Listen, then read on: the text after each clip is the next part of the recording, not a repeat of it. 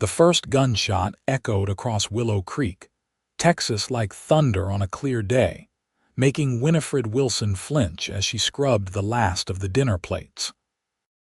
Outside her small cabin, the confrontation that had been brewing for weeks was finally erupting between her brother Bartholomew and the notorious Blackwell gang, to whom he owed a considerable gambling debt. "Bart, we've waited long enough."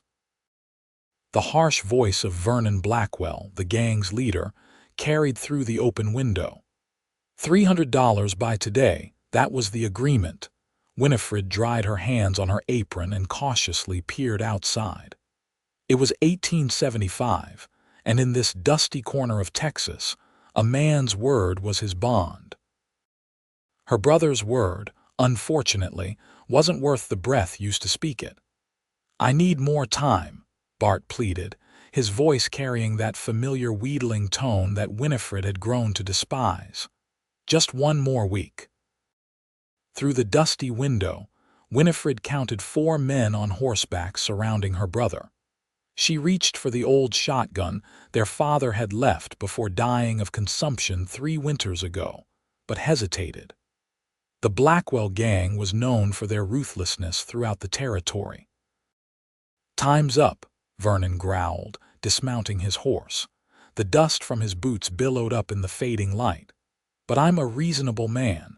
I hear you've got something of value to trade." Winifred's blood ran cold as her brother's gaze shifted toward the cabin. "My sister," Bart said, his voice so casual he might have been discussing the trade of a horse. "She's a hard worker, educated too, can read and write, worth at least what I owe you." The horror of his words struck Winifred like a physical blow. At 22, she had spent the last 5 years raising her brother after their parents' deaths, working herself to exhaustion at the general store while he drank and gambled away what little they had. Now he was offering her as payment for his debts. "Bring her out," Vernon commanded, a cruel smile twisting his features. Before Winifred could retreat from the window, the cabin door burst open. Bart stood there, desperation and cowardice battling in his eyes. "Pack your things, Winnie," he said, not quite meeting her gaze. "You're going with Blackwell." "I most certainly am not," she replied, gripping the broom handle tightly. "Have you lost your mind? It's done," Bart hissed, grabbing her arm roughly. "It's you or both of us in shallow graves by morning. Now move." Winifred fought against his grip, but years of hard living had made her brother strong despite his moral weakness. He dragged her outside into the fading light where the Blackwell gang waited. "Here she is," Bart announced, pushing her forward. "She'll cook, clean, and work hard. Worth every penny of what I owe you." Vernon Blackwell dismounted, circling her like a predator. His gaze lingered in ways that made Winifred's skin crawl. $300 is what you owe," he said slowly. "But I think she might be worth more. Tell you what, I'll clear your debt entirely." Bart's relief was palpable. "Then we're square, as a church on Sunday," Vernon replied with a grin that held no warmth. He reached for Winifred's chin, forcing her to look at him. "You'll fetch a good price at Madame Lorraine's in San Antonio." The realization of what awaited her hit Winifred with sickening clarity. Not just servitude, but something far worse. She opened her mouth to scream when the thunder of approaching hoofbeats interrupted the transaction. A lone rider appeared on the horizon, silhouetted against the setting sun. The men turned, hands instinctively moving to their weapons as the stranger approached at a steady pace. Winifred felt a spark of hope ignite in her chest.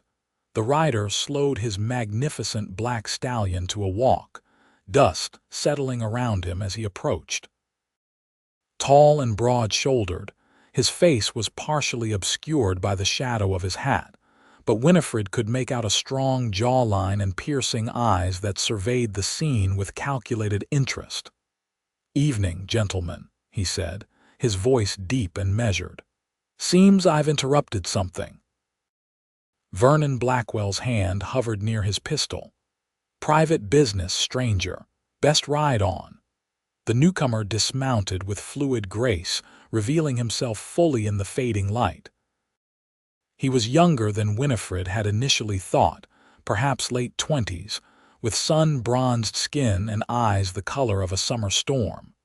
His clothes were dusty from the trail but of good quality, marking him as no ordinary drifter. "Name's Zachary Whitfield," he said, tipping his hat slightly. "Just passing through on my way to my new property over by Broken Spoke Creek." Winifred had heard rumors of the large ranch being purchased by an Easterner, but hadn't paid them much mind. "Well, Mr. Whitfield," Vernon replied coldly, "as I said, this is private business." Zachary's eyes moved to Winifred, taking in her disheveled appearance and the clear distress on her face. Something hardened in his expression. "Doesn't look private to me," he said. "Looks like 4 men harassing a lady." "She's payment for a debt," Bart interjected quickly. "Legal and proper." Zachary's eyes narrowed. "Is that so?" He reached into his coat and pulled out a leather pouch that clinked heavily. "How much is this debt exactly?" Vernon Blackwell's interest visibly peaked at the sound of money. $300. Without hesitation, Zachary tossed the pouch to Vernon. "There's 600. Double what's owed. The lady goes free." The silence that followed was deafening. Winifred stared at the stranger in disbelief, unable to comprehend why someone would pay such a sum for her freedom. Vernon weighed the pouch in his hand, then spilled some coins into his palm, testing one with his teeth. Satisfied, he nodded to his men. "Looks like the lady has a new benefactor," he said with a smirk. "She's all yours, Whitfield." Bart stepped forward, confusion written across his features. "Now wait just a minute." Zachary fixed him with a stare that stopped him mid-sentence. "Your debt is paid, and then some. I suggest you take this second chance and make something better of yourself." His voice dropped to a dangerous whisper. "And if I ever hear of you trying to sell your sister again, they'll find pieces of you across 3 counties. The threat hung in the air like smoke. Vernon and his men, recognizing the steel behind Zachary's words, mounted their horses. "Pleasure doing business," Vernon said with a mocking tip of his hat before leading his men away. Bart lingered, uncertainty and anger warring on his face. "Winnie, go," she said, her voice barely audible. "Just go, Bart." After a moment's hesitation, her brother turned and stalked back toward the cabin, leaving Winifred alone with her mysterious savior. Zachary Whitfield stood quietly, giving her space to process what had just occurred. The last light of day caught in his dark hair, revealing strands of chestnut among the black. "Are you all right, miss?" he asked gently. "Wilson. Winifred Wilson," she replied, finding her voice. "And I don't know if I'm all right. I don't understand why you would do such a thing for a stranger." Zachary's expression softened slightly. "Some things a man can't ride past, Miss Wilson. Selling a human being is one of them." "I can't possibly repay such a sum," she said, anxiety rising in her chest. "I didn't do it expecting repayment," he replied. Then, seeming to sense her unease, he added, "I have need of a housekeeper at my new ranch. The position comes with fair wages and your own quarters, if you're interested, that is. Otherwise, I can ensure you safe passage to wherever you'd like to go." Winifred studied him, searching for deception but finding only straightforward honesty in his storm-gray eyes. With her brother's betrayal still raw, the thought of remaining in the cabin they'd shared was unbearable. "When would you need me to start?" she asked, her decision made. "I'm heading to the ranch at first light," Zachary replied. "Can you be ready by then?" Winifred nodded, glancing back at the cabin that had been her prison as much as her home. "I don't have much to pack." "Very well." He handed her the reins of his horse. "Take Jupiter here and ride to the Willow Creek Inn. Ask for Mrs. Abernathy and tell her Zachary Whitfield sent you. She'll give you a room for the night, meals included. But how will you? I'll walk, he said with a small smile. It's not far, and a man sometimes needs time to think. Winifred hesitated, then accepted the reins. Thank you, Mr. Whitfield. I don't know why Providence sent you down this road today, but I'm grateful it did. As am I, Miss Wilson.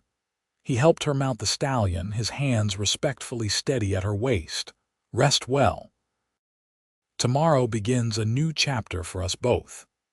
As Winifred rode toward town, she felt the weight of the day's events pressing on her shoulders.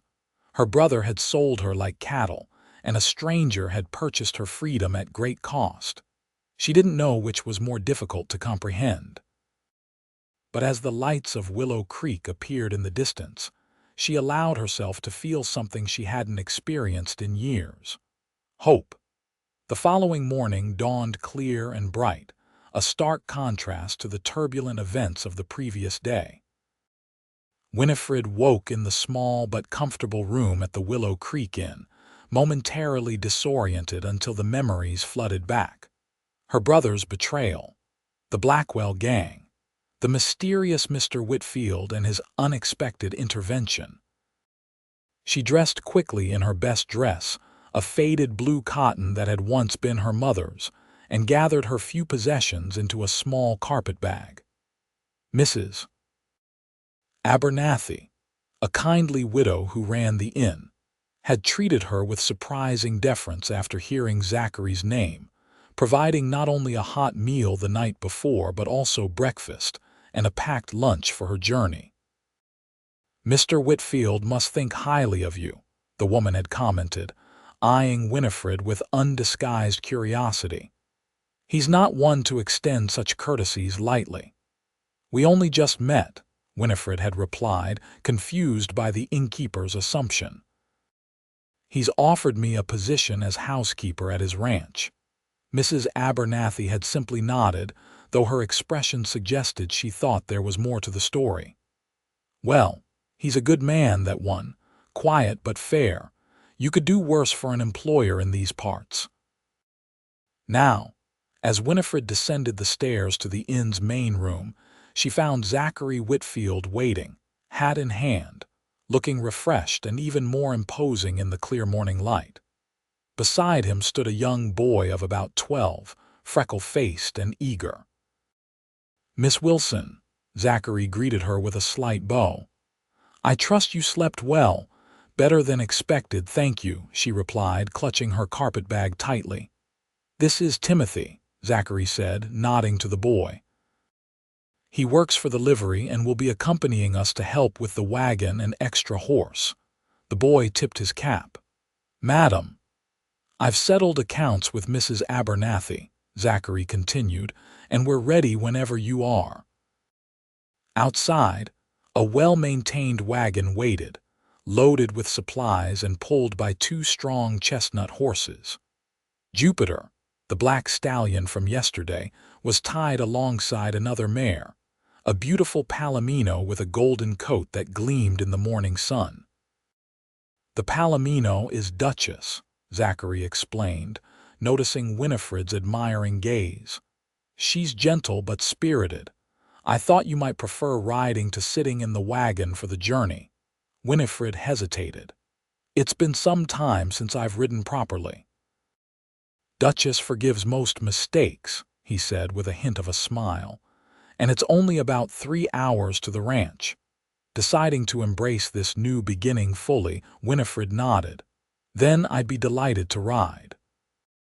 Zachary helped her mount, his hands respectful but sure as he adjusted the stirrups for her. The leather saddle was clearly new, the tooling intricate and beautiful. "It's lovely," she commented, running her fingers over the detailed roses carved into the leather. "I ordered it from a craftsman in San Antonio," Zachary replied. "It arrived just yesterday. Good timing, it seems." As they set out from Willow Creek, Winifred couldn't help glancing back, wondering if her brother was watching her departure. The small cluster of buildings that made up the town had been her home for 5 years, yet she felt no regret at leaving it behind. They traveled at a comfortable pace, the wagon rumbling behind them as they rode side by side.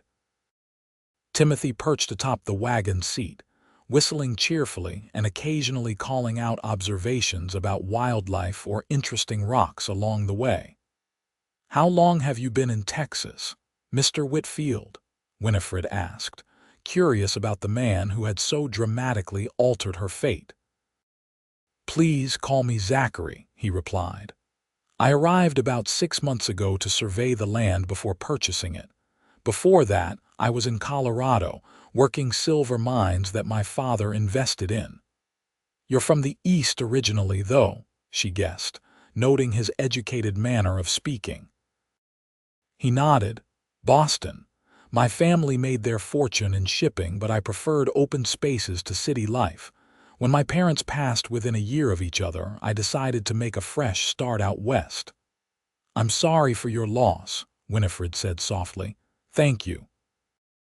His expression remained composed, but she detected a flicker of old pain in his eyes. "And you? Have you always lived in Willow Creek?" Winifred shook her head. "We moved there 5 years ago after my father fell ill. He'd heard the dry air might help his consumption, but it was too late by then. My mother followed him to the grave 6 months later." She didn't mention how Bart had changed after their parents' deaths, growing increasingly reckless and bitter. "So it's been just you and your brother since then?" "Yes." The word came out more clipped than she intended. "Bart is difficult, but he's the only family I have." Zachary seemed to sense her reluctance to discuss her brother further. "What did you do in Willow Creek? Mrs. Abernathy mentioned you're educated. Our mother taught us both to read and write." She had been a schoolteacher before marrying our father, Winifred explained, grateful for the change in subject. "I worked at Hamilton's general store, keeping the books and helping customers. Mr. Hamilton's eyesight isn't what it once was." "That's fortunate," Zachary commented. "The account books at the ranch are in desperate need of organizing. The previous owner was more concerned with cattle than columns of numbers." "I'd be happy to help with that as well," Winifred offered, feeling a spark of excitement at using her skills again. The terrain gradually changed as they traveled, the scrubby brush giving way to more verdant landscape. They crossed several streams, their banks lined with cottonwoods and willows, offering welcome shade from the strengthening sun. "The property has natural water sources," Zachary explained as they paused to let the horses drink. "That's why I chose it. Even in drought years, the cattle should have enough to sustain them." "How much land did you purchase?" Winifred asked, impressed by the beauty of the countryside. 5,000 acres, he replied. "Not as large as some spreads, but enough to build something worthwhile." By midday, they crested a gentle hill, and Zachary reined Jupiter to a stop. "Welcome to Whitfield Ranch," he said, gesturing to the valley below. Winifred's breath caught at the sight. Nestled among rolling hills was a large house of quarried stone, 2 stories tall with a wide porch wrapping around 3 sides. Several outbuildings stood nearby: a barn, bunkhouse, and what appeared to be a smithy. A corral held at least a dozen horses, and in the distance, cattle dotted the grasslands. "It's beautiful," she said sincerely. "It needs work," Zachary replied, though she detected pride in his voice. "But it has good bones, as my mother would say." They descended into the valley, and as they approached the main house, several figures emerged onto the porch. An older man with a magnificent white mustache stepped forward, followed by a middle-aged woman in a practical dress and apron. "Miss Wilson, this is Hank Dawson, my foreman," Zachary introduced as they dismounted. "And Mrs. Alina Finch, who's been helping with the cooking until we found a permanent housekeeper." "Welcome to Whitfield Ranch, Miss Wilson," Hank said, tipping his hat. His weathered face creased in a friendly smile. "Boss said he was bringing back a capable lady, and I can see he wasn't exaggerating. Mrs. Finch's greeting was equally warm. "It'll be nice to have another woman around the place," she said, her eyes twinkling. These men would live like savages if left to their own devices. Zachary cleared his throat. Mrs. Finch's husband runs the general store in Sonora, 10 miles south. She's been kind enough to ride over 3 times a week to ensure we don't starve. "And now I can finally get back to my own household," the woman said good-naturedly. "Though I'll miss Cook's company." As if summoned by his name, a stout man with an impressive beard emerged from the house. "The biscuits are done, Mrs. Finch, and oh—" He stopped short at the sight of Winifred. "You must be the new housekeeper. I'm Samuel Cook, the ranch cook." He grinned at his own redundant title. "Winifred Wilson," she replied, finding herself returning his smile. "It's a pleasure to meet you all." "Let's get you settled," Zachary suggested. "You must be tired from the journey." He led her into the house, which was even more impressive inside than out. The main room was spacious, with a large stone fireplace and comfortable furniture that spoke of Eastern refinement mixed with Western practicality. Tall windows let in abundant light, illuminating polished wooden floors and walls adorned with a few tasteful paintings. "This is lovely," Winifred commented, surprised by the civilized comfort. "The previous owner's wife insisted on certain amenities," Zachary explained. "They returned to Baltimore after he injured his back in a riding accident. Their loss was my gain." He showed her through the dining room, kitchen, where Cook proudly displayed his domain, and then upstairs to a pleasant bedroom at the rear of the house. "This will be your room," Zachary said, opening the door to reveal a space twice the size of her old room in Willow Creek. A proper bed with a quilted coverlet stood against one wall, alongside a dresser and washstand. A small desk sat beneath the window, which overlooked a garden that, while currently overgrown, showed signs of once being well tended. "It's far too grand," Winifred protested weakly. "Nonsense," Zachary replied firmly. "There are 5 bedrooms in this house and only 1 occupied. It would be foolish to have you stay in smaller quarters simply for appearance's sake. Besides," he added with a slight smile, "your room is separated from mine by the entire length of the house, so propriety is maintained." Winifred felt her cheeks warm at the implication. "Of course. Thank you for your consideration. I'll leave you to get settled," he said. "Mrs. Finch has prepared lunch, and afterward she can familiarize you with the household routines before she returns to Sonora." Left alone, Winifred set her carpetbag on the bed and moved to the window, gazing out at the sprawling ranch. Just yesterday morning, she had been washing dishes in a tiny cabin, trapped in a life of quiet desperation. Now she stood in a beautiful home with a position that promised independence and respect. She unpacked her meager belongings, arranging them carefully in the spacious dresser where they occupied barely a single drawer. The contrast between her possessions and her surroundings was stark, yet oddly she didn't feel out of place.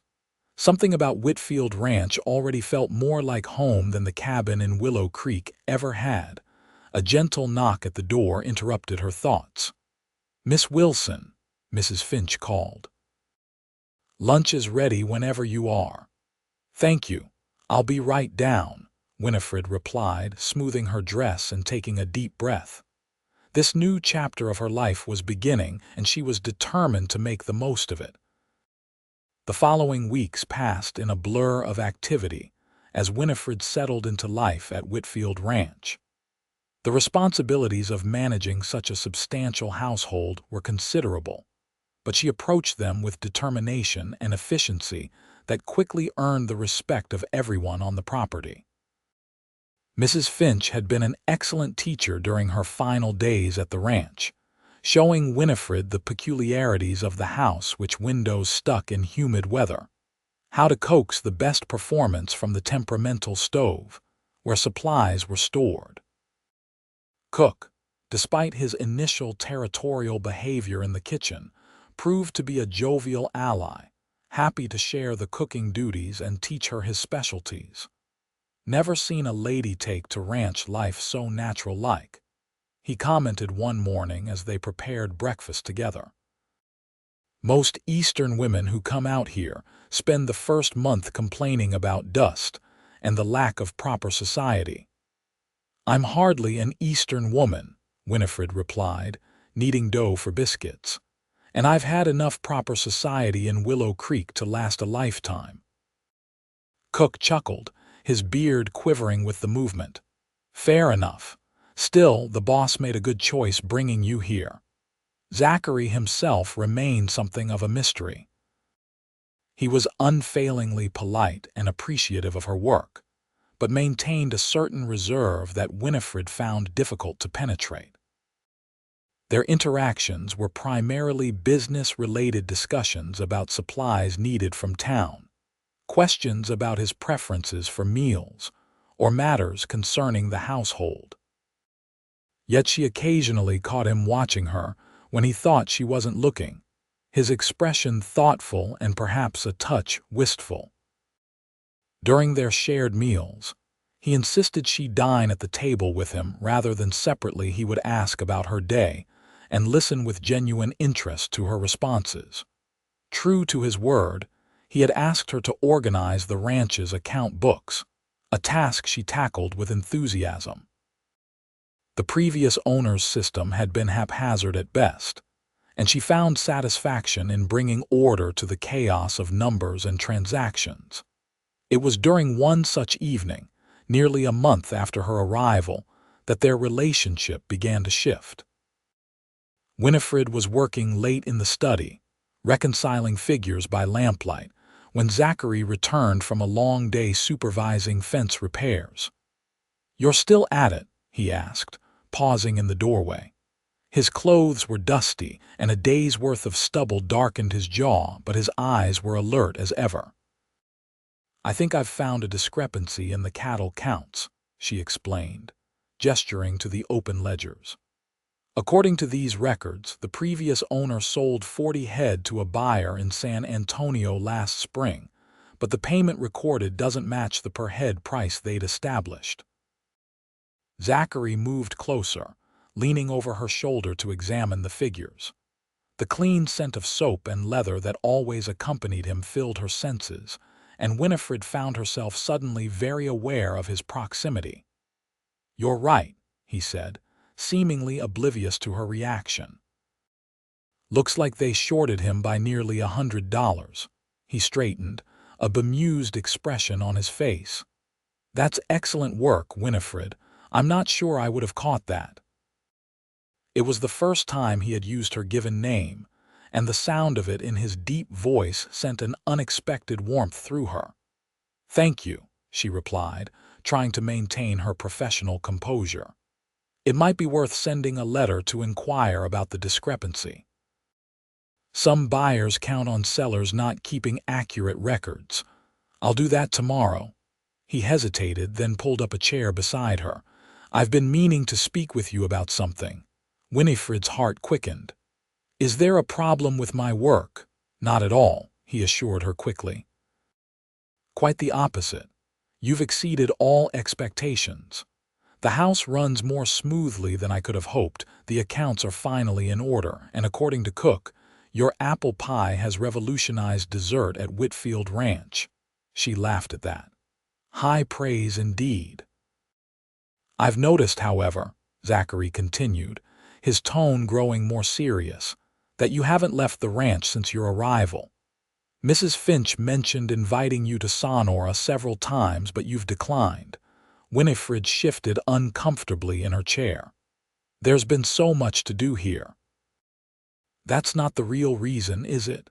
His gray eyes held her steadily. After a moment's hesitation, she sighed. "No, I've been concerned about encountering my brother or members of the Blackwell gang. It's foolish, I know." "It's not foolish at all," Zachary replied gently.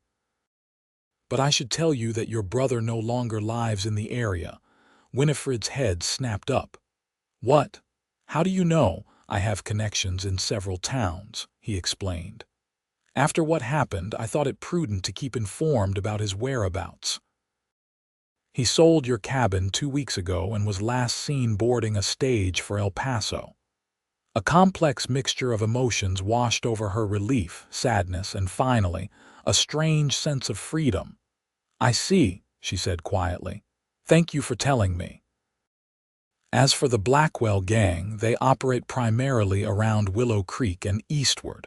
They don't venture into this territory much. He hesitated. "But if it would make you more comfortable, I'd be happy to accompany you to Sonora whenever you wish to go." The offer touched her deeply. "That's very kind of you." "Not at all. In fact," he added, "there's a social at the church this Saturday. Dancing, food, the usual community gathering. I thought perhaps you might enjoy attending." Winifred blinked in surprise. "Are you asking me to accompany you?" A faint color touched Zachary's cheekbones. "Yes, I suppose I am. As friends, of course. An employer and employee. It would be an opportunity for you to meet people in the community." "I'd like that," she replied, trying not to read too much into the invitation or her reaction to it. "Though I don't have anything suitable to wear to such an event. There's a dressmaker in Sonora, Mrs. Chen. She's remarkably talented. We could ride into town tomorrow if you're willing. Consider it an advance on your wages." "That's not necessary," she began to protest. "Please," he interrupted, "allow me this small gesture. You've transformed this house into a home, Winifred. That's worth more than a dress." The sincerity in his voice silenced her objections. "Thank you, Zachary, I accept." A genuine smile transformed his usually serious face. "Excellent. We'll leave after breakfast." He rose from his chair. "Don't work too late. Those ledgers will still be here tomorrow." After he left, Winifred sat motionless, her mind whirling with unexpected emotions. It had been so long since anyone had shown such consideration for her happiness. And longer still since she'd attended any social function. The prospect was both exciting and terrifying. More unsettling was her growing awareness of Zachary as more than just her employer. His kindness, integrity, and quiet strength had gradually earned her trust and admiration. And if she were honest with herself, there was something more developing: a flutter in her chest when he entered a room, a lingering awareness of his presence that she couldn't quite ignore. "Don't be a fool," she whispered to herself. "He's your employer. He saved you from a terrible fate, but that doesn't mean he has romantic interest in you." Yet as she extinguished the lamp and made her way to her bedroom, Winifred couldn't quite suppress the hope that had taken root in her heart. The following morning dawned clear and pleasantly warm for early autumn. Winifred rose with the sun, her stomach fluttering with anticipation of the trip to Sonora. After dressing in her best, though admittedly worn, skirt and blouse, she hurried downstairs to help cook with breakfast. The kitchen was already bustling with activity, the aroma of coffee and frying bacon filling the air. "Morning, Miss Winifred," cook greeted cheerfully. "Heard you're heading to town today with the boss." "News travels fast," she observed, reaching for an apron. "Small ranch, big ears," he replied with a wink. "Boss was up before dawn, checking the horses himself. Seems mighty particular about this trip." Winifred busied herself with setting the table, hoping her flushed cheeks weren't too noticeable. When Zachary entered the dining room a short time later, she nearly dropped the coffee pot she was carrying. He was dressed in what she could only describe as his town clothes, a well-tailored dark jacket over a crisp white shirt, with a string tie at his collar. His usual work boots had been replaced by polished leather, and his dark hair was neatly combed. He looked every inch the successful rancher, with an air of Eastern refinement that reminded her of his Boston upbringing. "Good morning," he said, seemingly unaware of the effect his appearance had on her. Perfect day for a ride to town, wouldn't you say? Yes, it looks lovely out, she managed, pouring his coffee with only a slight tremor in her hand. I hope I haven't delayed your regular work too much with this excursion. Not at all, he assured her. Hank has everything well in hand. We're between major projects at the moment. Breakfast passed pleasantly, with Zachary outlining their route to Sonora and describing the small town to her. Unlike Willow Creek, which had sprung up haphazardly around a mining prospect that never quite delivered its promise, Sonora was an established community with proper streets, several churches, and a growing business district. The railroad is considering extending a line through next year, he explained. It would transform the local economy if it happens. By mid-morning they were on their way, Winifred riding Duchess while Zachary mounted Jupiter. The autumn landscape was beautiful, with cottonwoods turning golden along the creek beds and wildflowers still dotting the grasslands. I never thanked you properly, Winifred said after they had been riding in comfortable silence for some time. Zachary glanced at her questioningly. For what? For what you did that day in Willow Creek. For saving me. She fixed her eyes on the path ahead, finding it easier to speak without meeting his gaze. It was an extraordinary act of kindness toward a stranger. He was quiet for so long that she finally looked over, concerned she had somehow offended him. His expression was thoughtful, almost troubled. It wasn't entirely selfless, he finally admitted. When I rode into Willow Creek that day, I was in a dark place. I'd received news that morning that my former fiancé had married another man back in Boston. Winifred's eyes widened at this unexpected revelation. I'm sorry. He shook his head slightly. Don't be. Caroline and I. We were more compatible on paper than in reality. When I decided to stay in the West permanently, she wasn't willing to leave Boston society behind. We parted amicably enough, but hearing of her marriage so soon after. He sighed. It confirmed that her feelings for me had never run very deep. So you were seeking distraction when you came upon our cabin, Winifred surmised. I was riding aimlessly, feeling sorry for myself, he corrected with a self-deprecating smile. And then I saw what was happening to you, and suddenly my troubles seemed insignificant by comparison. In helping you, I helped myself more than you know. Still, she insisted, most men would have ridden past, regardless of their own circumstances. What you did was extraordinary. Perhaps, he conceded. But seeing you now, how capable and resilient you've proven to be, I believe it was one of the best decisions I've ever made. The sincerity in his voice made her heart beat faster, and she found herself unable to form a response. They rode on in silence, but it was a comfortable one, filled with new understanding. Sonora appeared on the horizon around noon, its church steeples and two-story buildings a welcome sight after the open countryside. Unlike Willow Creek's dusty Main Street, Sonora boasted proper wooden sidewalks and even a few brick buildings among the wooden structures. They stabled their horses at the livery and proceeded on foot, Zachary pointing out various establishments as they walked. The general store run by the Finches, the barber shop, the doctor's office, and finally, their destination, a neat shop with Chen's fine tailoring and dressmaking painted on the window. A small bell tinkled as they entered, and a petite woman with glossy black hair pulled into a severe bun looked up from her workbench. Her face lit with recognition. Mr. Whitfield, what a pleasant surprise. Her English was accented but clear. Mrs. Chen, may I present Miss Winifred Wilson, my housekeeper, Zachary said. Winifred, this is Lai Ming Chen, the finest dressmaker in 3 counties. Mrs. Chen made a dismissive gesture at the compliment, but her dark eyes sparkled with pleasure. You exaggerate, but it is good for business, so I will not correct you. She approached Winifred, appraising her with a professional eye. "Miss Wilson, welcome. What brings you to my humble shop today?" Before Winifred could answer, Zachary spoke. "Miss Wilson requires a dress suitable for the church social this weekend, something special."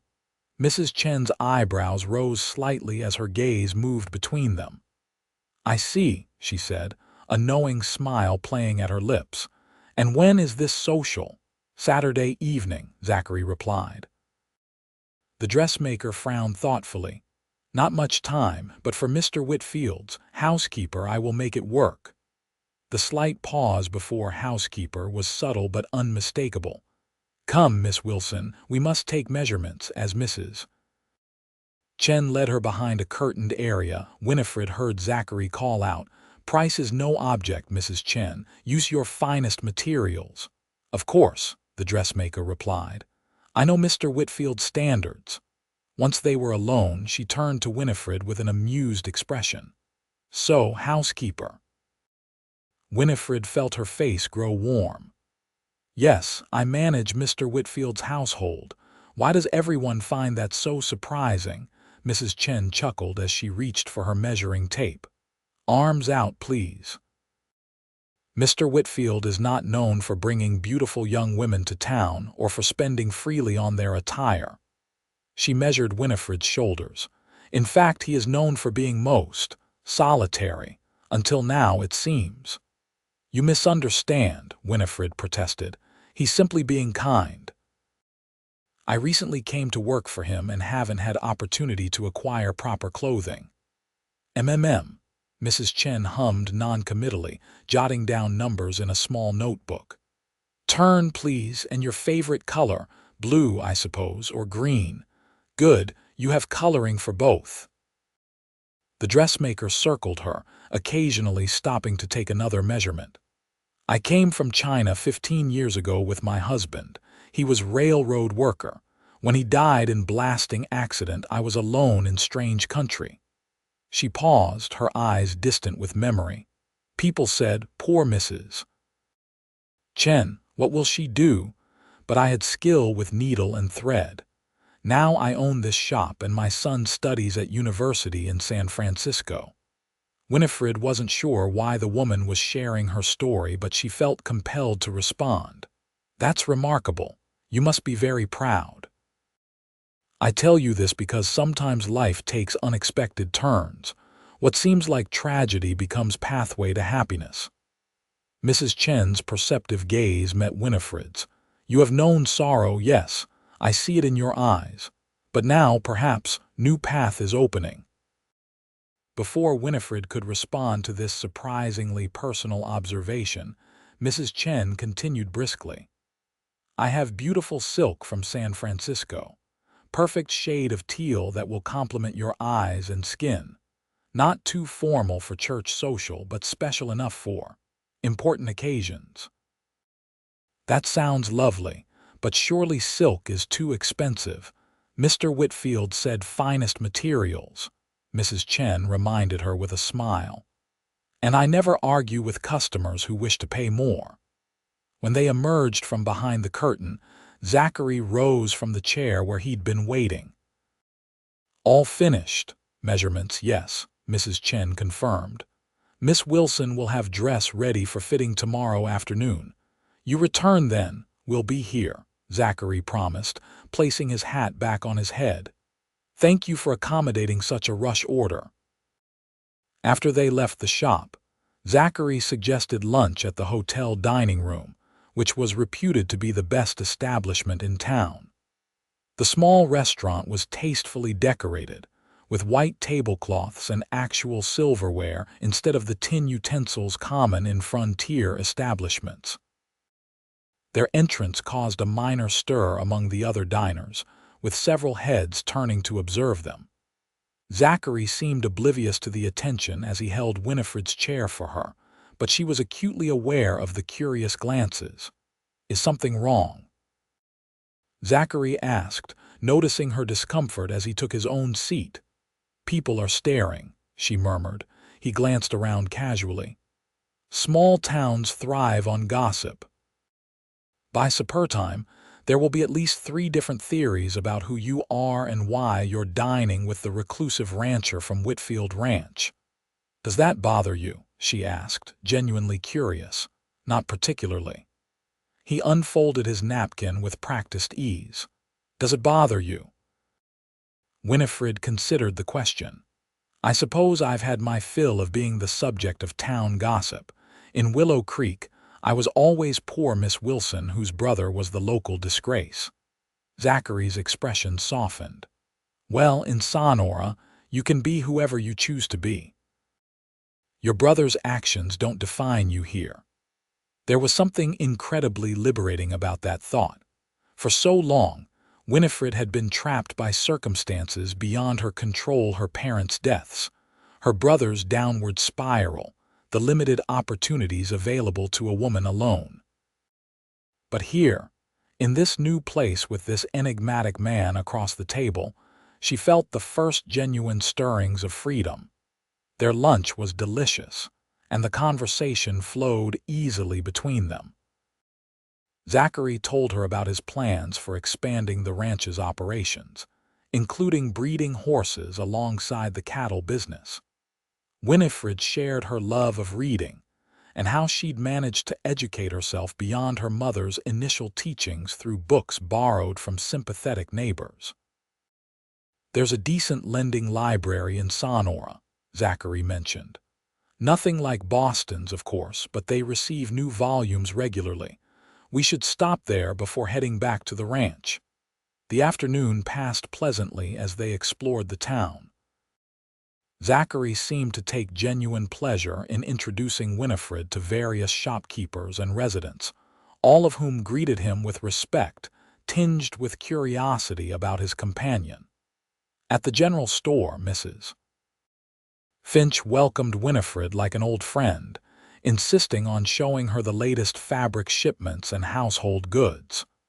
I was beginning to think Mr. Whitfield was keeping you prisoner at that ranch, the older woman teased. Good to see him bringing you to town at last. By the time they visited the library, where Winifred selected several books under the approving eye of the elderly librarian, the sun was beginning to lower in the sky. We should start back, Zachary suggested reluctantly. I prefer not to ride after dark if it can be avoided. The return journey was companionable, with Winifred feeling more at ease in Zachary's presence than ever before. As the ranch came into view, painted golden in the late afternoon light, she was struck by how quickly it had come to feel like home. Thank you for today, she said as they approached the main house. It was wonderful to see Sonora and meet so many people. The pleasure was mine, Zachary replied, his eyes warm as they rested on her face. And tomorrow we'll return for your dress fitting. Something in his tone made her heart skip a beat. Yes, tomorrow, she agreed softly. As they dismounted and stable hands came to take their horses, Winifred couldn't help wondering if this day marked not just her introduction to Sonora society, but perhaps the beginning of something even more significant between herself and the man who had saved her from a terrible fate. The day of the social arrived with perfect autumn weather, crisp morning air that warmed to a pleasant afternoon, with cottonwoods blazing gold against a cloudless blue sky. Winifred had been up since dawn, ensuring the household ran smoothly in her absence, and helping cook prepare meals that could be easily served to the ranch hands, while she and Zachary attended the event in town. Her new dress hung carefully in her room, a marvel of Mrs. Chen's skill and speed. The teal silk, trimmed with delicate cream lace at the collar and cuffs, was the most beautiful garment Winifred had ever owned.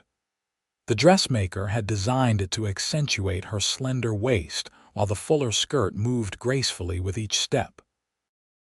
It was fashionable without being ostentatious, perfect for a church social in a frontier town. Alongside the dress, Zachary had insisted on purchasing appropriate accessories: leather boots in a complementary shade, a cream-colored shawl for the evening chill, and even a small reticule to match. When Winifred had protested the extravagance, he'd simply said, "Consider it making up for missed birthdays and Christmases." By late afternoon, Winifred stood in front of the small mirror in her room, hardly recognizing the woman who gazed back at her. She had arranged her chestnut hair in a more sophisticated style than her usual practical bun, with soft curls framing her face and a ribbon that matched her dress woven through the braided crown. The silk dress brought out the green in her hazel eyes, and the cut flattered her figure without being immodest. A knock at her door startled her from her self-inspection. "Miss Wilson," Zachary's voice came through the wood. "The carriage is ready whenever you are." Carriage, not horses. Another surprise he had arranged, explaining that it wouldn't do to arrive at a social with her dress rumpled from riding. "I'll be right down," she called, gathering her shawl and reticule with suddenly trembling hands. When she descended the stairs, Zachary was waiting in the foyer, his back to her as he examined a painting on the wall. He turned at the sound of her footsteps, and the expression that crossed his face made her breath catch.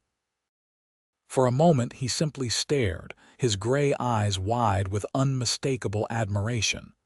"Winifred," he finally said, his voice lower than usual, "you look extraordinary." She felt color rise in her cheeks. "Thank you. Mrs. Chen is indeed talented." "The dress is beautiful," he agreed, approaching the foot of the stairs. "But it's the woman wearing it that takes my breath away."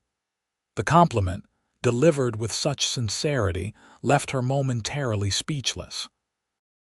Zachary himself was immaculately dressed in a dark suit that emphasized his broad shoulders, with a waistcoat in a subtle pattern of gray and silver.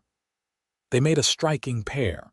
She realized no longer simply employer and housekeeper, but a man and woman dressed for an evening of socializing together. "Shall we?" he asked, offering his arm. The carriage ride to Sonora was filled with anticipation. Winifred hadn't attended any social function since before her parents' deaths, and the prospect of being introduced to the community on Zachary's arm was both exciting and nerve-wracking. "What if they don't approve of me?" she asked suddenly as the town came into view. "The people of Sonora, I mean. I'm your housekeeper, after all." Zachary's brow furrowed. "Why wouldn't they approve of you?" "Well, it's unusual, isn't it, for an employer to escort his housekeeper to a social event?" Understanding dawned in his eyes. "Ah, I see." He was quiet for a moment, seemingly gathering his thoughts. "Winifred, while you are indeed employed as my housekeeper, I've never thought of you as merely that. From the moment I met you, I recognized something special: your dignity in the face of terrible circumstances, your intelligence, your strength of character." He turned slightly in his seat to face her more directly. "If anyone in Sonora questions your presence at my side, that reflects poorly on them, not on you. But I don't think they will. This is the frontier. People are judged more by their character than their station." His words eased her anxiety, and by the time they arrived at the church, Winifred felt more confident. The building was already filled with light and music.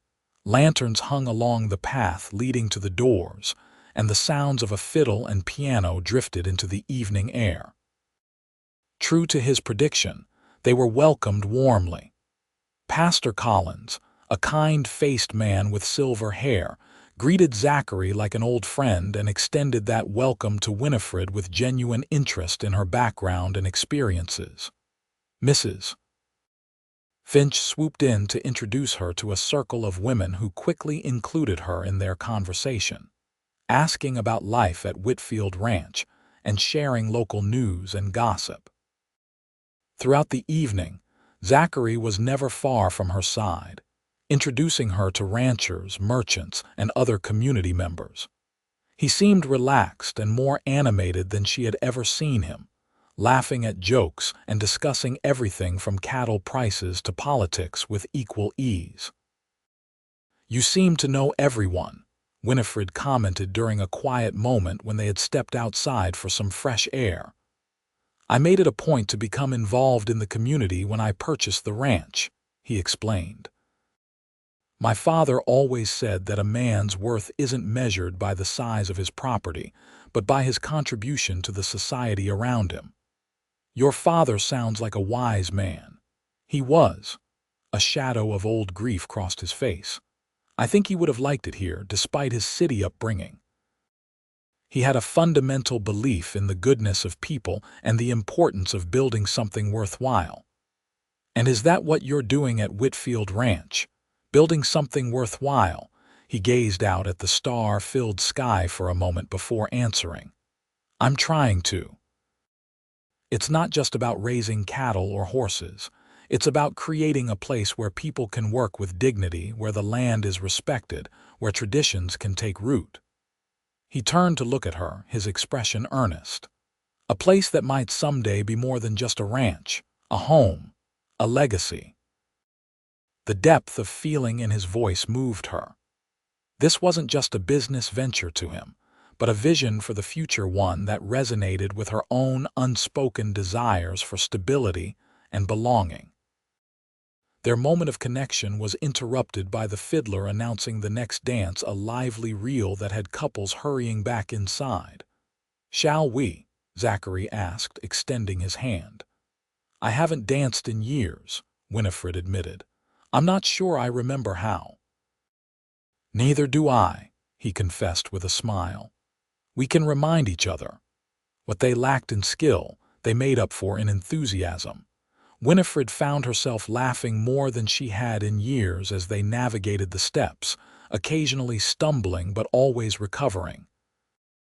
Zachary proved to be a better dancer than he had claimed, guiding her with a firm but gentle hand at her waist. As the evening progressed, the music slowed to more intimate waltzes. The first notes of Strauss's Blue Danube filled the church hall, and Zachary's expression grew more serious as he held out his hand in invitation. "This one I do know," he said quietly. Winifred stepped into his arms, suddenly aware of how perfectly they fit together.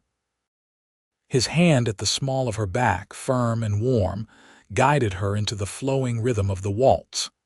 They moved as one across the floor, her silk skirt swirling around them as they turned. "You dance beautifully," she murmured, looking up to find his eyes fixed on her face. "I have the right partner," he replied.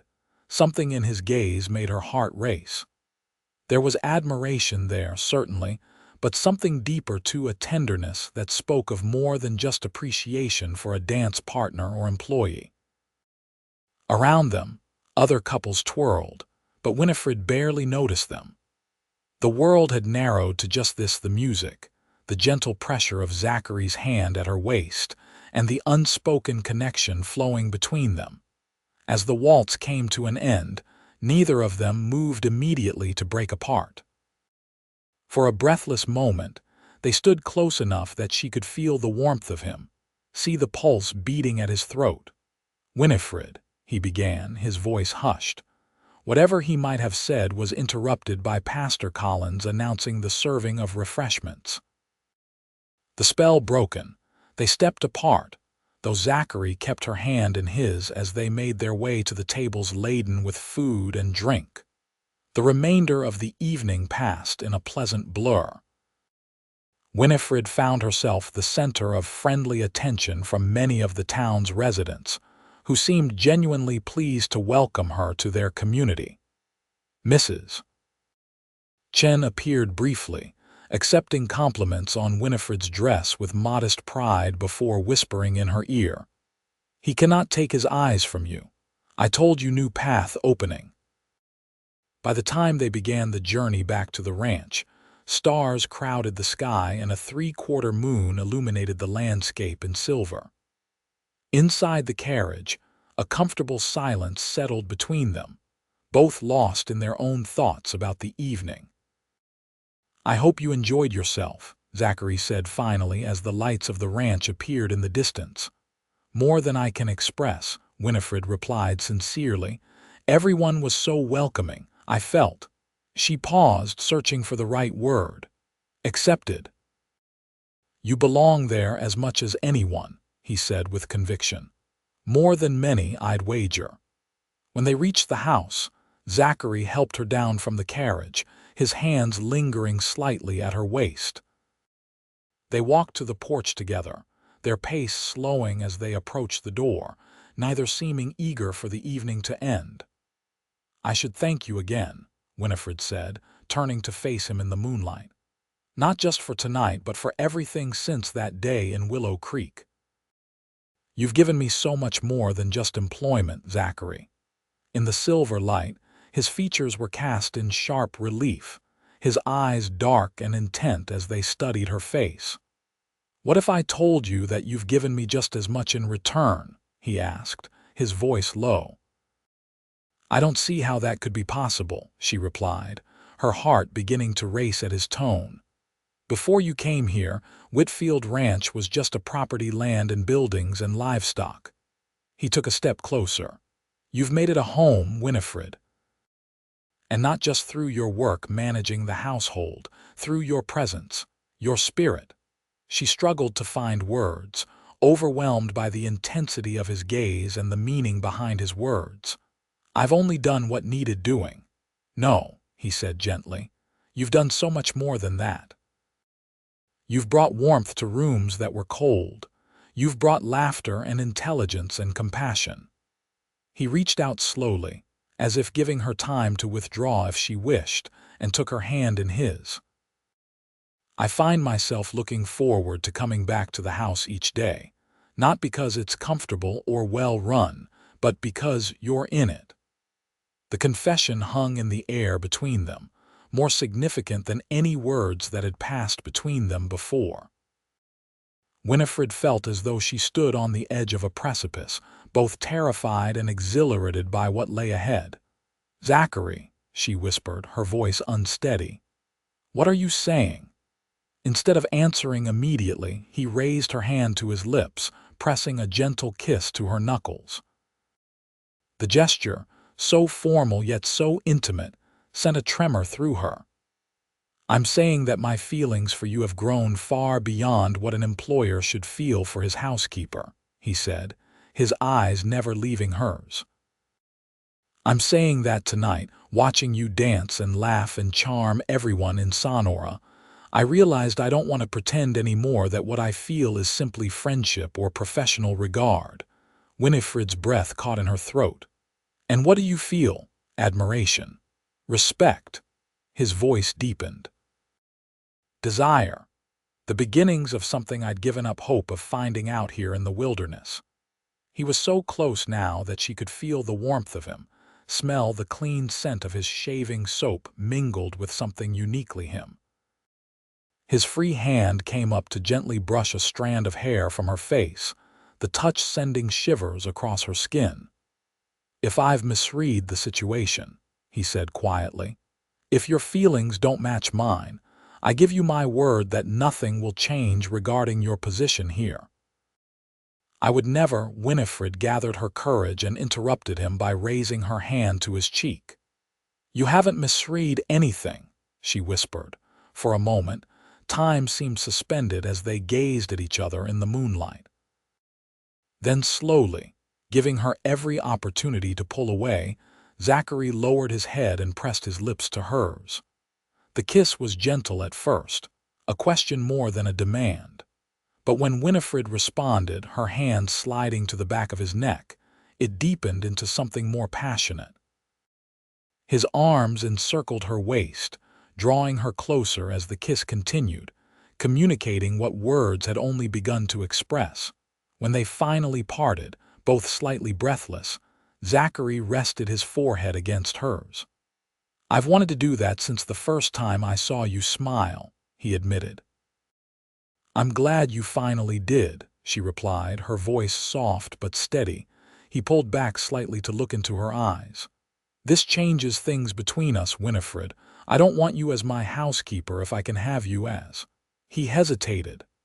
As what? She prompted, though she thought she knew the answer in her heart. As my partner, My equal." His expression was solemn yet filled with hope. "Eventually, perhaps, as my wife." The word sent a thrill through her that was equal parts joy and trepidation. "Zachary, we've known each other such a short time." "I know." He nodded, his hand still warm at her waist. "And I'm not proposing marriage this minute, though I confess the thought has crossed my mind more than once." A small smile played at his lips. "I'm suggesting that we allow our relationship to develop naturally, without the constraints of employer and employee." "And what would I be if not your housekeeper?" she asked practically. "I have no desire to be kept like some ornament." His smile widened at her forthright question. "You would continue to manage the household if you wish, but as a partner, not a servant, with a proper salary reflecting your contributions to the ranch's success." His expression grew more serious. "And with the understanding that we are courting with all the respect and propriety that entails." Courting. The word seemed almost quaint, yet it filled her with unexpected happiness. After the chaos and hardship of her life with Bart, the idea of a proper courtship with this honorable man was more appealing than she could have imagined. "I think I would like that very much," she said, unable to suppress her smile. Zachary's face lit with joy, transforming his usually reserved features. "Then may I kiss you again, Miss Wilson, as your suitor rather than your employer?" "You may, Mr. Whitfield," she replied, already rising on her toes to meet him halfway. This second kiss held promise rather than question, a beginning rather than an ending. And as they stood wrapped in each other's arms on the moonlit porch of what was now truly becoming home to them both, Winifred marveled at how fate had led her from the darkest day of her life to this moment of unexpected happiness. Spring arrived at Whitfield Ranch in a riot of wildflowers and new beginnings. The winter had been mild by Texas standards, with just enough snow and rain to green the pastures and fill the creeks to overflowing. The cattle were fat, the mares were foaling, and the ranch hummed with the energy of a successful enterprise. For Winifred, the past 6 months had been a time of transformation. Her relationship with Zachary had deepened through daily interactions, shared meals, long rides across the property, and quiet evenings reading by the fire. Their courtship, conducted with proper respect for convention but marked by genuine passion, had become the talk of Sonora, mostly approving, though some eyebrows had been raised at the unconventional arrangement. Mrs. Finch had been their strongest advocate, declaring to anyone who would listen that she had never seen two people more suited, and that social distinctions meant little in a place where character mattered more than background. Pastor Collins, too, had given them his blessing, inviting them to Sunday services together and treating Winifred with the same respect accorded to the wives of other prominent ranchers. On this particular April morning, Winifred stood on the porch, coffee cup in hand, watching the sunrise paint the eastern sky in shades of pink and gold. The air was crisp, but held the promise of warmth later in the day, perfect weather for the task that lay ahead. Today marked the beginning of the spring roundup, when cattle that had wintered in distant pastures would be gathered, counted, and the new calves branded. It was the busiest time of the ranch year, with extra hands hired on and every available person pressed into service. Winifred had insisted on taking part, much to Cook's dismay.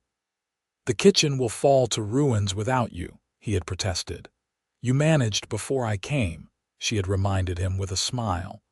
"And I'll still help with the morning and evening meals, but I want to learn every aspect of ranch operations."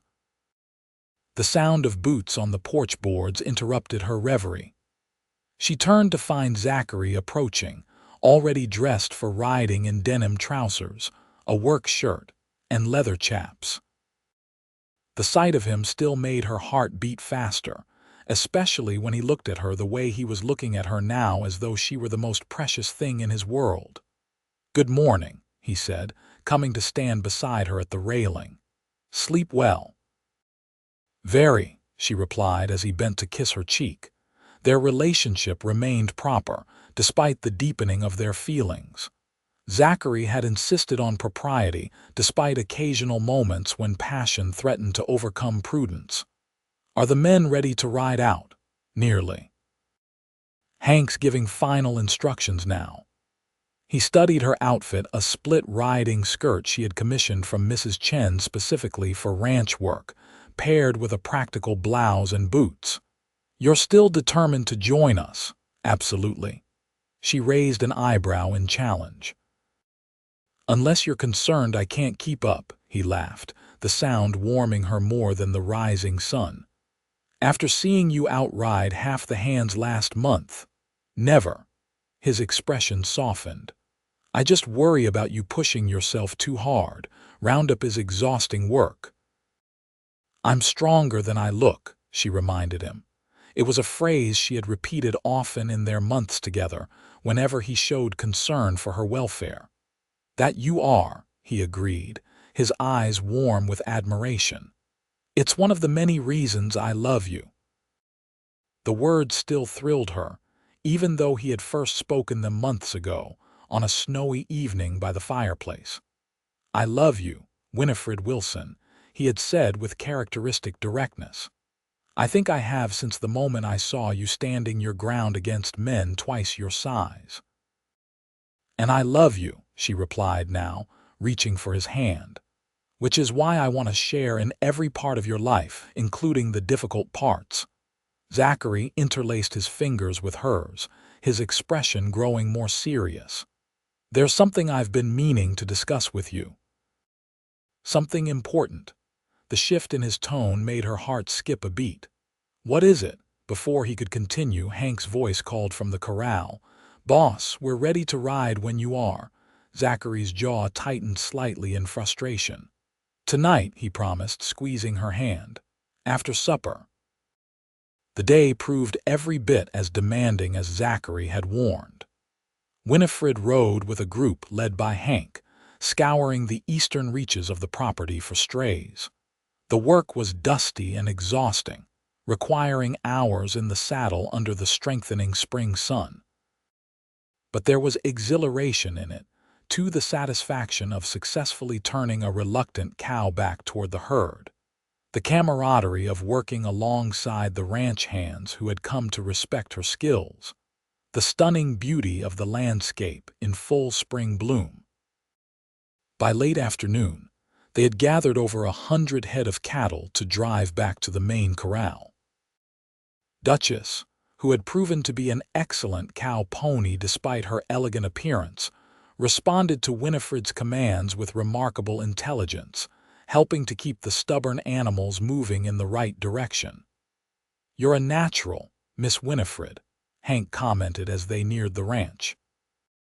The foreman had initially been skeptical of her participation, but had quickly acknowledged her determination and quick learning.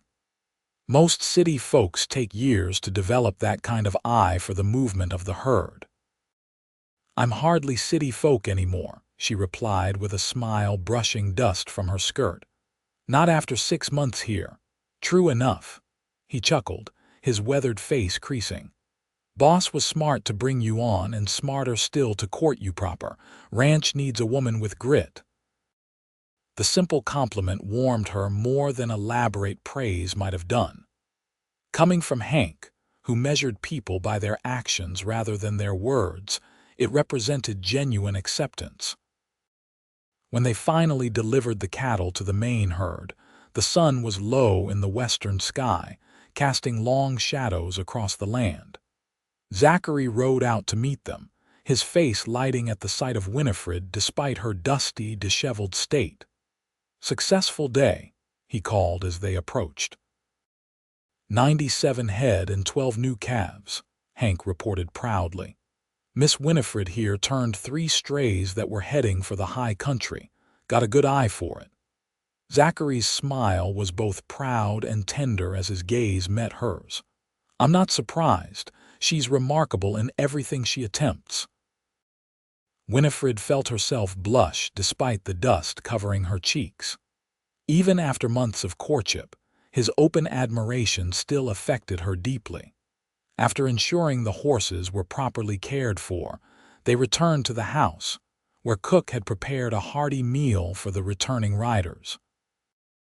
The dining room was crowded with ranch hands, the conversation lively as they recounted the day's adventures between mouthfuls of beef stew and fresh bread. "Tomorrow we brand the calves," Hank announced as the meal concluded. "Early start again, boys. Be at the corral at first light." As the hands filed out to the bunkhouse, thanking Cook for the meal as they went, Zachary caught Winifred's eye across the table. "Still up for that conversation?" he asked quietly. She nodded, curious about what had seemed so important that morning. "Let me help Cook clean up first." "Already taken care of," Cook interjected, appearing in the doorway with a satisfied smile. "You worked harder than any of us today, Miss Winifred. Go on with the boss. I've got young Timothy helping me with the dishes." Surprised but grateful, Winifred allowed Zachary to lead her to the study, a room that had become their private retreat over the winter months. A fire was already lit in the grate, taking the chill off the spring evening, and 2 glasses of brandy waited on the small table between the leather armchairs. "You planned this," she observed, sinking gratefully into one of the chairs. Her muscles ached pleasantly from the day's exertions. "I did." Zachary handed her a glass before taking his own seat. "I wanted us to have time to talk without interruption." Winifred took a small sip of the amber liquid, appreciating the warmth it spread through her tired body. "Is something wrong?" "No, not at all." He leaned forward, his expression earnest. "Quite the opposite, in fact."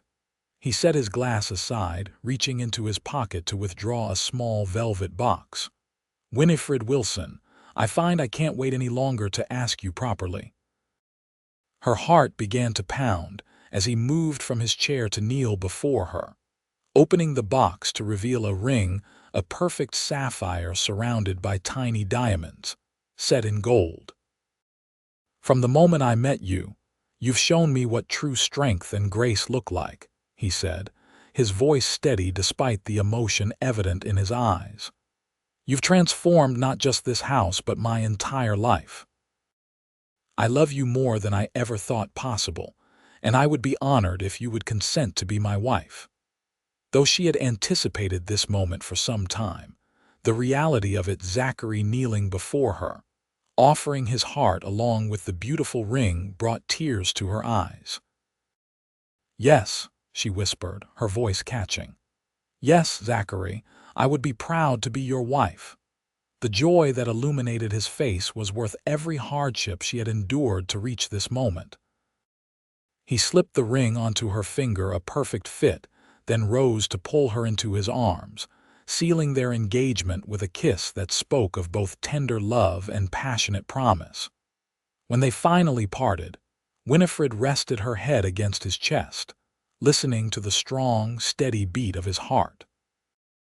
"It feels like a dream," she murmured.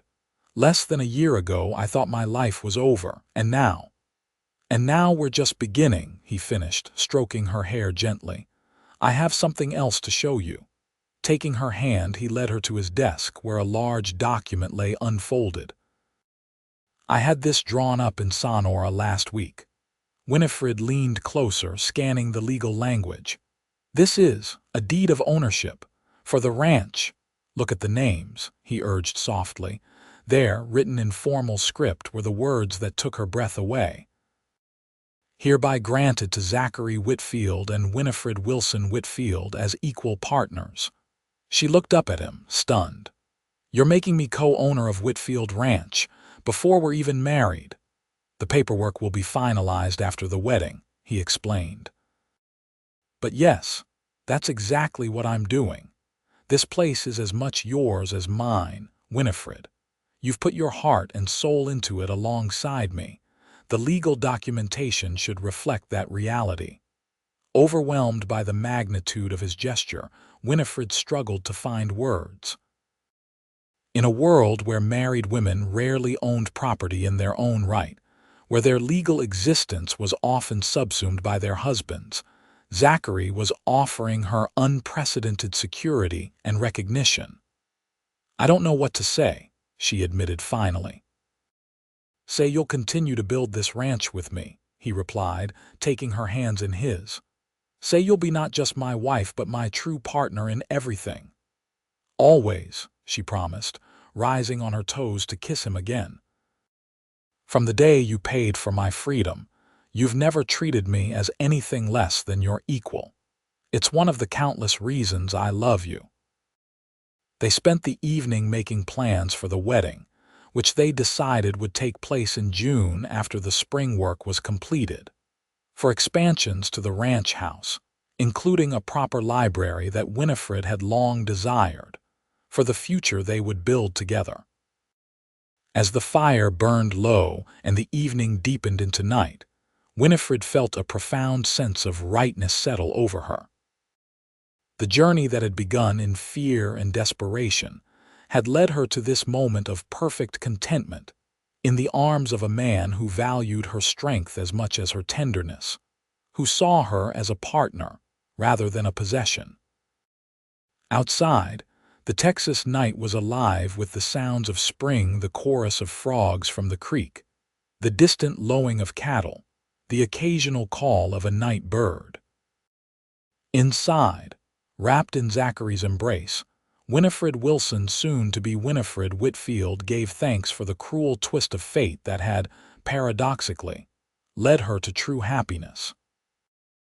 The wedding of Zachary Whitfield and Winifred Wilson took place on the first Saturday in June, 1876, a day that dawned clear and perfect. The ceremony was held on the ranch, under an arbor of wild roses constructed specially for the occasion by the ranch hands, who had taken surprising pride in creating something beautiful for the woman they had come to respect deeply. Pastor Collins officiated, making the journey from Sonora along with what seemed like the entire town. Mrs. Finch had appointed herself unofficial wedding coordinator, ensuring that everything from the flowers to the feast afterward met her exacting standards. Mrs. Chen had created not only Winifred's wedding dress, a confection of ivory silk and Belgian lace that transformed the practical rancher's wife to be into an ethereal vision, but also new suits for Zachary and Hank, who stood proudly as best man. The ceremony itself was simple, but deeply meaningful. Zachary and Winifred had written their own vows, promises that spoke not of obedience but of partnership, not of ownership but of mutual respect and enduring love. "I take you not to possess but to cherish," Zachary declared, his voice carrying clearly to every guest. "Not to direct but to support. Not to overshadow but to stand beside, through whatever life may bring, as long as we both shall live." Winifred's response, spoken in a voice steady with certainty, echoed his sentiments while adding her own pledge. "I offer you my strength as well as my softness, my mind as well as my heart. I promise to build our dream together, to face both joy and hardship at your side, from this day forward, as long as we both shall live." When Pastor Collins pronounced them husband and wife, the cheer that went up from the assembled guests startled a flock of doves into flight from a nearby oak tree. Zachary gathered Winifred into his arms for a kiss that, while respectable enough for public viewing, contained a promise of the passion to come when they were finally alone. The celebration that followed lasted well into the night, with music, dancing, and enough food to feed twice the number of guests. Cook had outdone himself, preparing specialties from both Texas and Boston to honor the backgrounds of bride and groom. Even Timothy, now a regular fixture at the ranch, had contributed by fashioning a multi-tiered wedding cake under Cook's supervision. As twilight settled over the land, Zachary led his bride in a waltz in the center of the yard, now lit with dozens of lanterns that cast a golden glow over the festivities. They moved together with the easy grace of two people perfectly attuned to each other's rhythms, oblivious to the admiring glances of those around them. "Happy, Mrs. Whitfield," Zachary murmured as they turned beneath the stars. "Blissfully so, Mr. Whitfield," she replied, her eyes shining with joy and something more, a deep contentment that came from knowing she had found her true home and her true partner. Later, when the last guests had departed and the ranch had settled into quiet, they stood together on the porch of what was now truly their house, looking out at the land that stretched before them. "I received a letter yesterday," Zachary said, his arm around Winifred's waist. "From Willow Creek." She looked up at him in surprise. "From Bart," he nodded. "Apparently he's returned, heard about our wedding somehow and wanted to. Well, I believe his intention was to apologize, though he didn't quite manage the words." "What did he say?" Winifred asked, her voice carefully neutral. She had made her peace with her brother's betrayal months ago, recognizing that his action, however despicable, had inadvertently led her to happiness. "He asked permission to visit, said he's changed, found steady work with the railroad, stopped gambling." Zachary watched her face closely. "I told him the decision was yours to make." Winifred was silent for a long moment, considering. "Perhaps someday," she said finally. "But not yet. Today is about new beginnings, not old wounds." Zachary nodded, pulling her closer. "Whatever you decide, whenever you decide it, I'll support you." "I know." She smiled up at her husband, marveling again at how fortunate she had been to find a man who truly understood her. "That's why I love you." He bent to kiss her softly. "And I love you, Winifred Whitfield, more than I have words to express." As they turned to enter their home as husband and wife for the first time, Winifred paused for one last look at the star-filled Texas sky. From the darkest moment of her life had come this extraordinary happiness, a testament to the resilience of the human spirit and the unexpected ways that fate could turn tragedy into triumph. 5 years later, June 1881, the summer sun beat down on Whitfield Ranch, now one of the most prosperous properties in the county. The main house had expanded to accommodate a growing family, with a new wing added 2 years earlier and gardens that were the envy of every ranch wife for 50 miles. Winifred sat on the wide front porch, a ledger open on her lap as she reviewed the latest cattle sales figures. At 32, she had grown into her role as co-owner and manager with confidence and skill. Her business acumen had helped transform the ranch from a promising venture into a thriving enterprise, with breeding stock now sought after by ranchers throughout Texas and beyond. The sound of childish laughter drew her attention from the columns of numbers. In the shade of a massive oak tree, Zachary lay on a blanket, surrounded by their 3 children, 4-year-old James, 2-year-old Elizabeth, and 6-month-old Rebecca, who was currently attempting to crawl across her father's chest while he pretended to be overcome by her mighty strength. The sight never failed to fill Winifred with profound gratitude. Zachary had proven to be as devoted a father as he was a husband, taking genuine delight in each milestone and development of their children.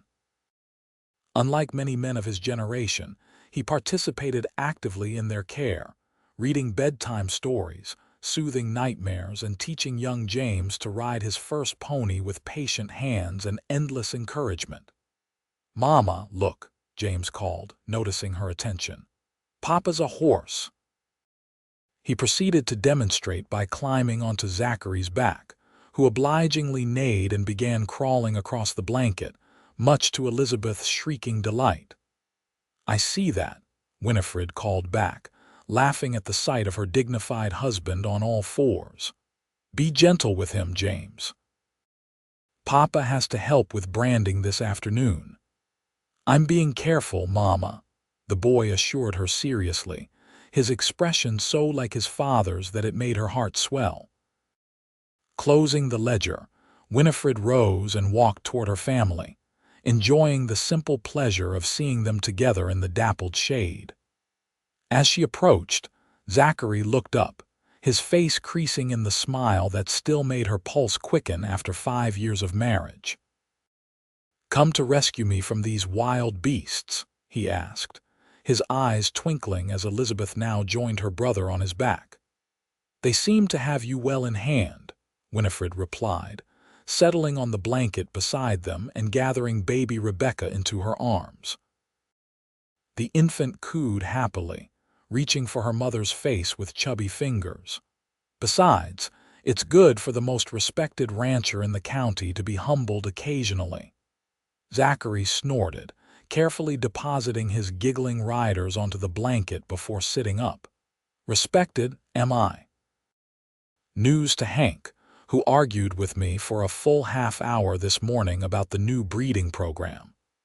"Only because he respects you enough to speak his mind," Winifred pointed out. "And he came around to your thinking in the end, didn't he?" "He did," Zachary admitted, reaching over to stroke Rebecca's downy hair. "Once your figures convinced him the investment would pay off within 2 years. Their easy partnership extended to every aspect of ranch management, with Winifred's practical intelligence complementing Zachary's visionary thinking. Together, they had expanded the cattle operation, developed a renowned horse breeding program, and even established a small but productive orchard that produced the finest peaches in the county. "Papa, when can I go with you to the south pasture?" James asked, his young face earnest beneath a mop of dark hair that matched his father's. "Hank said there's a new foal. Tomorrow, if you finish your lessons with your mother in the morning," Zachary promised. "The foal's legs are still wobbly, but he should be strong enough for visitors by then." "I'll do all my letters and numbers," the boy vowed solemnly. "And I'll read the entire chapter, not just half."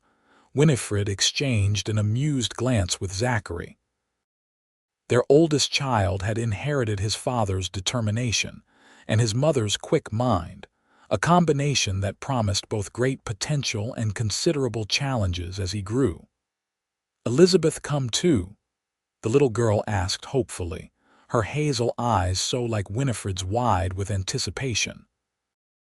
"If you take your nap without fussing," Zachary agreed, tweaking her nose gently. "Baby horses need quiet visitors."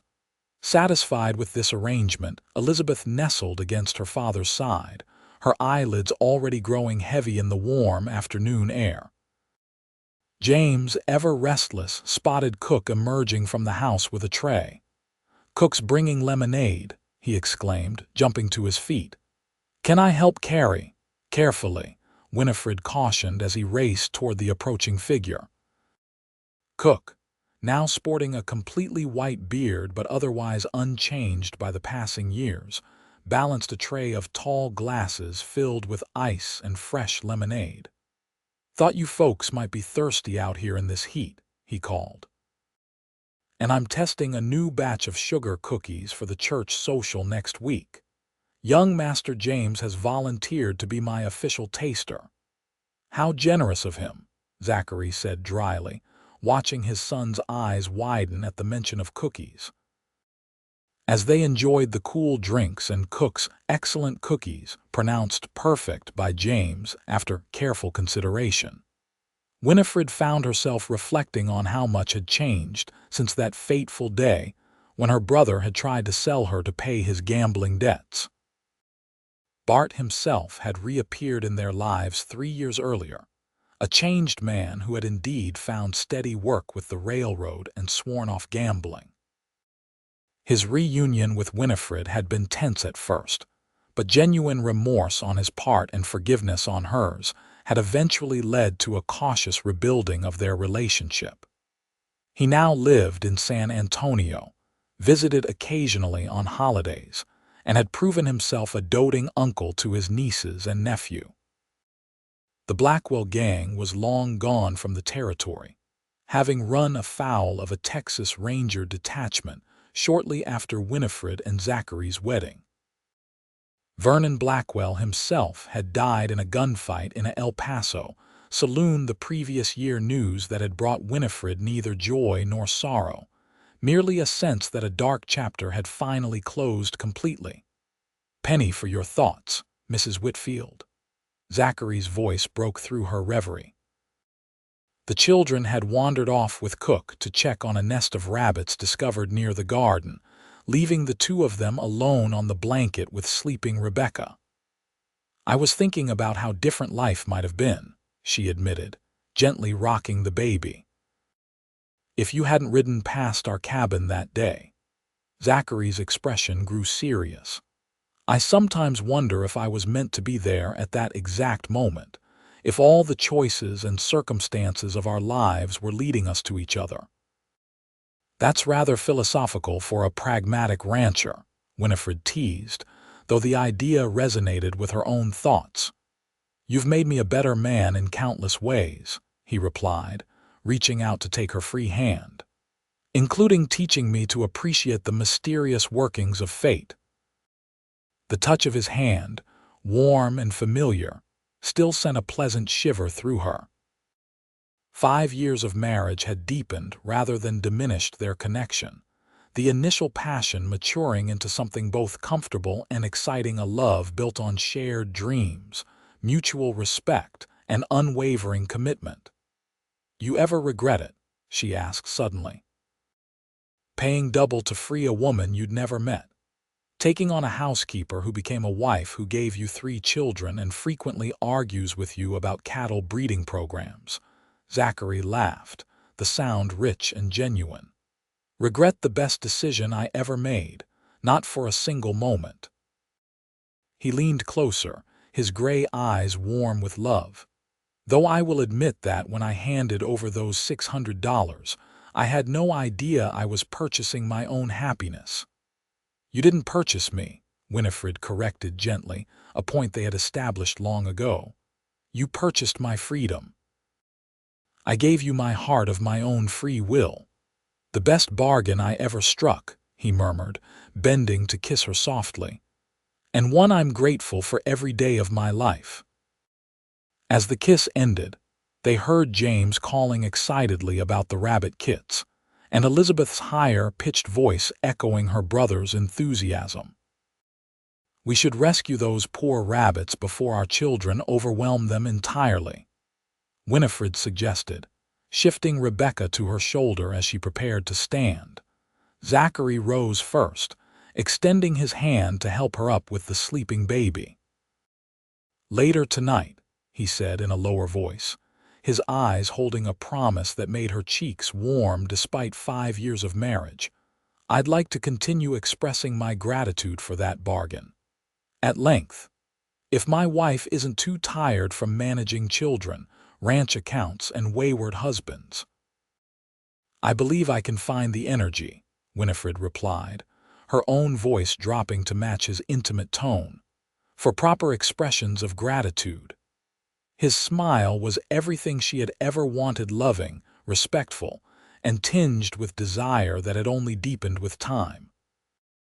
As they walked hand in hand toward their children, the Texas sun warming their shoulders and their lives stretched out before them like the vast, promising landscape of their ranch, Winifred felt the fullness of her joy like a physical presence.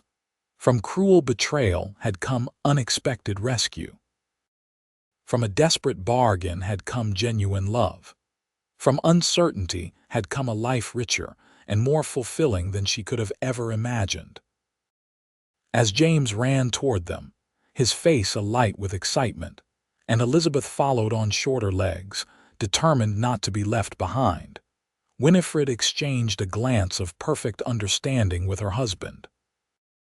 This was their legacy, not just the prosperous ranch or their growing reputation, but these children who would carry forward the values they had built their marriage upon. equality, respect, and unwavering love. The cowboy who had paid double to give her freedom had given her so much more: a home, a family, and a partnership that defied the conventions of their time. And she, in turn, had given him her strength, her intelligence, and a heart that would be faithful until her dying day. Together, they had transformed a business transaction into the greatest love story either could have imagined, proving that sometimes the highest price paid brings the most precious reward of all.